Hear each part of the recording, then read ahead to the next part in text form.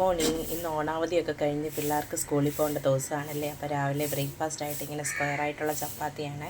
കറി ഒന്നും ഇല്ലെങ്കിലും ഇത് കഴിക്കാൻ നല്ല ടേസ്റ്റാണ്. ലെയറായിട്ട് ഇങ്ങനെ നടന്ന് വരുവേ. എൻ്റെ അമ്മ എനിക്ക് കൊച്ചിലെ ഉണ്ടാക്കി തരുവേ. കുറച്ച് ബട്ടറോ നെയ്യോ തടവി ഇത് ഇങ്ങനെ ഉണ്ടാക്കിയെടുത്താൽ മതി. അങ്ങോട്ട് ഇടുമ്പോൾ തന്നെ ഇങ്ങനെ വേർത്ത് പൊങ്ങി വരും. ഒരു വീട്ടമ്മയുടെ ശരാശരി ജീവിതവും പാഴാക്കി കളയല്ല, നമ്മൾ വിനിയോഗിക്കുന്നത് അടുക്കളയിൽ നിന്നാണല്ലേ. ചപ്പാത്തിക്ക് കൂട്ടായിട്ട് ഇന്നലത്തെ ഇറച്ചിക്കറി ഒന്ന് മോഡിഫൈ ചെയ്ത് ചാറൊക്കെ ആക്കി തയ്യാറാക്കി എടുത്തിട്ടുണ്ട്. അപ്പം നമുക്ക് കറി ഒഴിച്ച് കഴിക്കാം. ചാറാണ് ഇവിടെ എല്ലാവർക്കും വേണ്ടത്. 24 മണിക്കൂറും വീട്ടിൽ ചെലവഴിക്കുന്ന വീട്ടമ്മമാരെക്കുറിച്ച് നിങ്ങൾ ആരെങ്കിലും ചിന്തിച്ചിട്ടുണ്ടോ?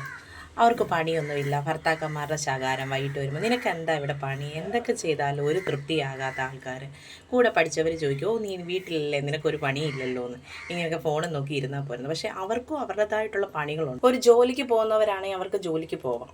അവർക്ക് അത്രയും നേരം ആ പണിയിൽ നിന്ന് നമുക്ക് ഇത് കിട്ടും.